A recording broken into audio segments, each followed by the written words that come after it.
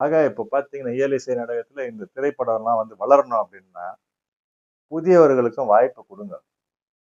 புரியுங்களா? இப்ப கபில் தேவே வந்து விளையாடணும், கவாஸ்கரே வந்து விளையாடணும். அவர் விளையாடினா தான் நான் பார்ப்பேன் அப்படின்னு சொன்னீங்கன்னா, அவங்கலாம் வந்து ஓய்வு பெற்று அவங்க போயிட்டாங்க அந்த பக்கம். ஸோ இப்ப அவங்க இல்லையேன்னு சொல்லிட்டு நீங்க கிரிக்கெட்லாம் பார்க்காம இருக்கிறீங்களா? அந்த மாதிரி ஏற்கனவே நடிச்சிட்டு இருக்கவங்களதையும் பாருங்க.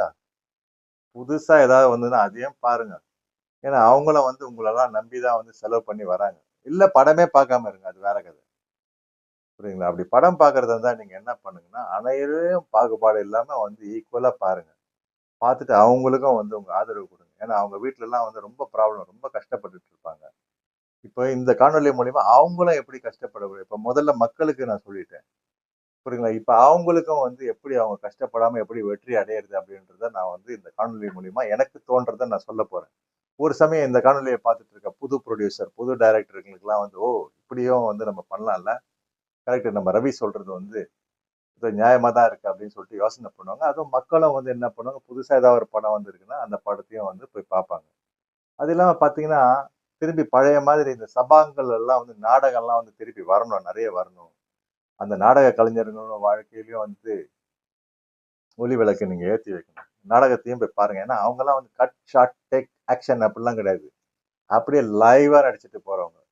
முன்னெல்லாம் பார்த்தீங்கன்னா, திருவல்லிக்கேணில பார்த்தசாரதி சபான்னு ஒண்ணு இருந்தது. அங்கெல்லாம் வந்து பார்த்தீங்கன்னா, எம்.எஸ். மனோகர் அவங்க இவங்கெல்லாம் வந்து வருவாங்க. நெறைய நடிப்பாங்க. அதுக்கப்புறம் கிரேஸி மோகன் வந்தாரு. மாதுன்றவர் வந்தாரு. அப்புறம் எஸ்.வி. சேகர்ன்றவர் எஸ்.வி. சேகர் அவர்கள் அவரும் வந்தாரு, நடிச்சாரு.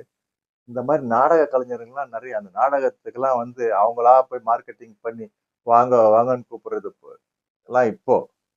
பட் முதல்லலாம் இப்பலாம் வந்து யாரோ ஸ்பான்சர் பண்ணி யாரோ கூப்பிட்டுருவாங்க. முதல்லலாம் பார்த்தீங்கன்னா, அந்த நாடக சபா பார்த்தீங்கன்னா, தியேட்டர விட ஃபுல்லா இருக்கும். டிக்கெட்டே கிடைக்காது. அந்த மாரி இருந்த காலம் அதெல்லாம் வந்து. அப்போலாம் வந்து அவ்வளோ அருமையா இருந்தது.